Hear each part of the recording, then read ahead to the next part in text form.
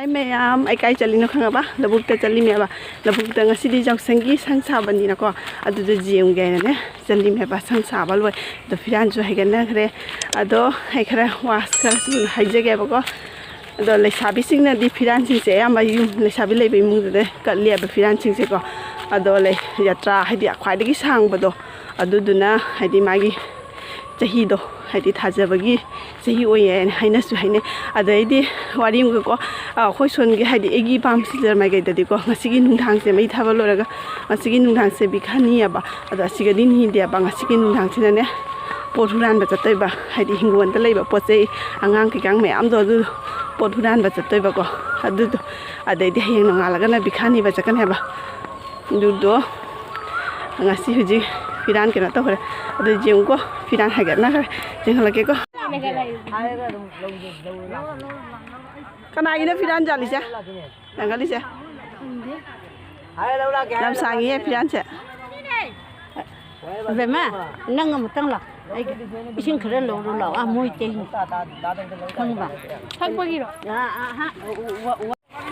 mai mai cái firan pai na nei do lai sabi sing se firan sing se khwai de gi sang ba jatra su yawi do di atien ba su yawi sang sina hujik leng se sina sang ba nu sa se jam sai ko lo buk da jam sang he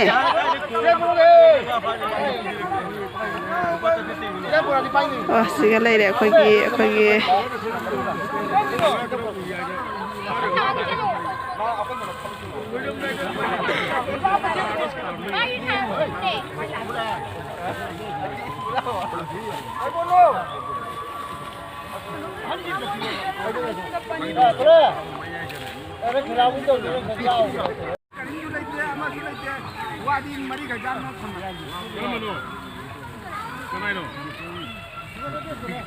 Tang khatta gi loina mai mai puthong la le loina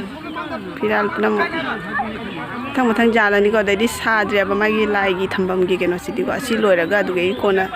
sa doi me ba si hana jung loi raga ko samok su ba singi su sangong gi bijari ye wai na pu ching tho ra wai na hai ba sangong pri su je li sabak su ba mayam si gi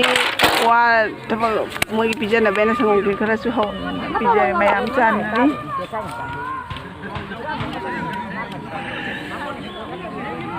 sumaina khwai de gi sang ma se ko dada nang udra khwai de gi son de gi sang ba ja sina khudup drama thoi sang bane ba ko sina khwai de gi jatra wa hele adai di son da thammi sina taret manga sumaina o hele ado siga leina ri singche loina taret manga sang ba nga tane ba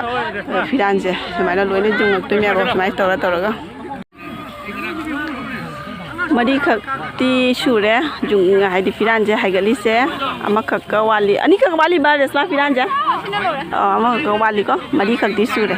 hai gali se manga khak ne ba firan je hela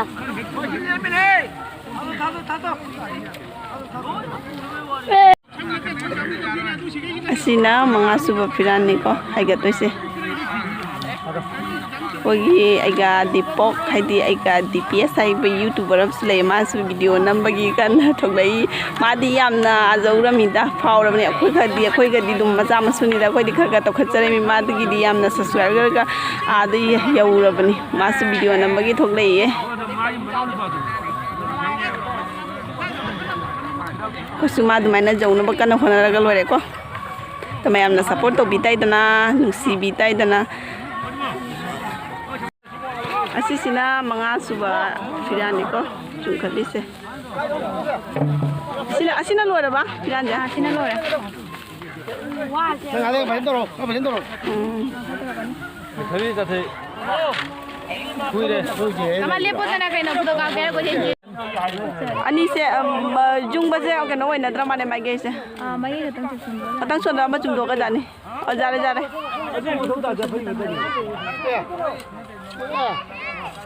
देशभक्ति लाया देशभक्ति मिकुप चलाओ ए तंग मियम ना ना सी फिरान मते थमदव जगह ले ले ना घूम मिरा फिरान का नहीं समय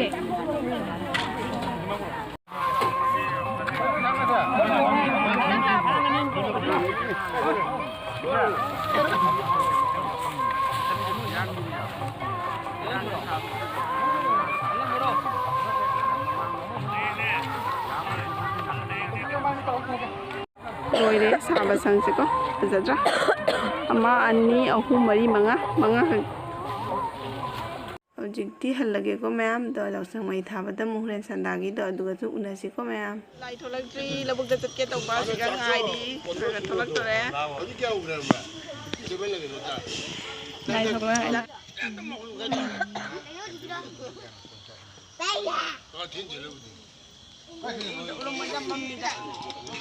mamdi ne nama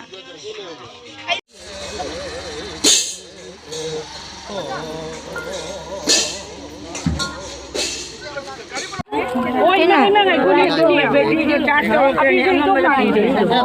सुती उड़ी गया ना बोला थमुने आमा api je अभी लोग पे adu ka do kita kita samone mombati na te घी बत्ती हां दे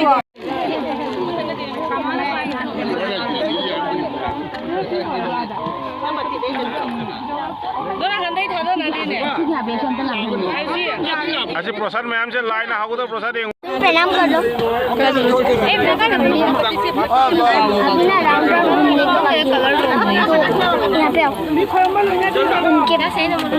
इसको पकड़ो बे तुम्हारी भाई को घूम जाएगी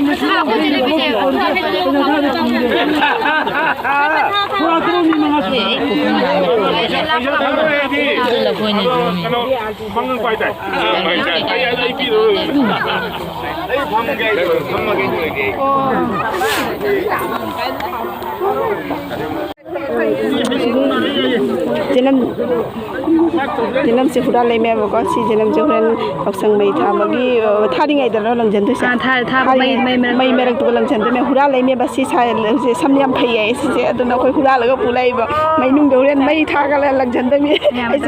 नयाम न दुम तो ने ना कोई तो में बखंबा था वे चलो चियर कर कोई नहीं जो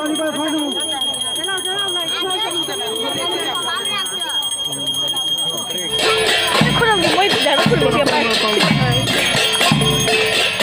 빨리 걸어 우리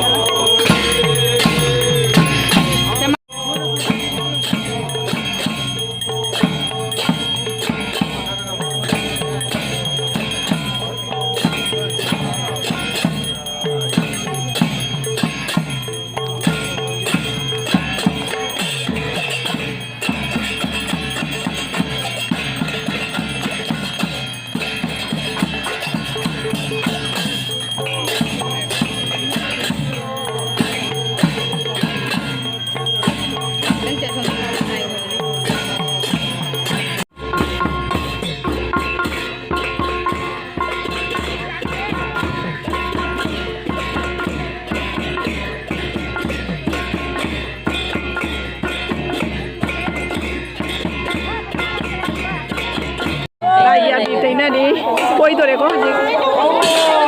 कोई भगवान ने कोई से कोई की को क्या अहुम लोग कोई देना था अहुम लोग कोई रखा दे दिन में खा दे मैं अच्छा बाबा नंबर लो चेक नाम वे बाबा जाम नंबर खा दिया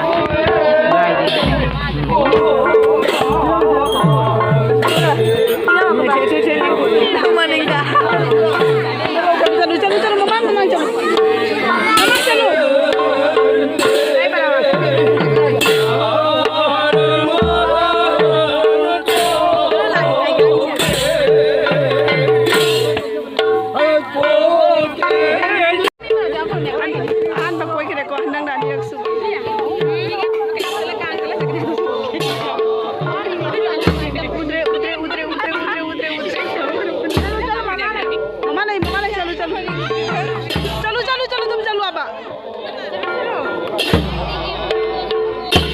hujiki dumana agam la kalo aku tu na kalau hujiki dumana amuka kalo ese pairo amuka kalo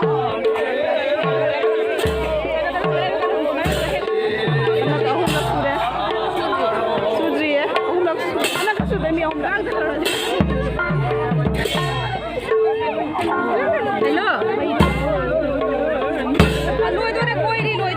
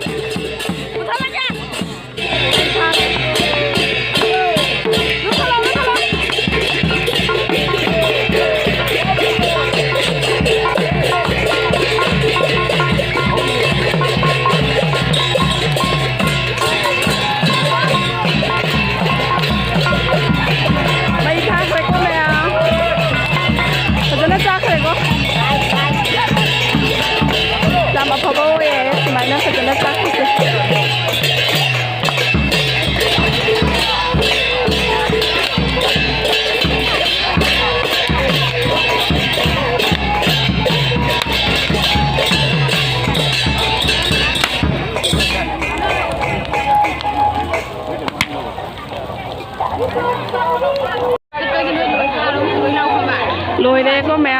chúng ta hành lagi mẹ mấy cái video sẽ like share subscribe to bermu atau hayang isi video na magke hayang na bikhani bacat pagi atau ngasih gidi segala isa lagi ko. Thank you for watching the video.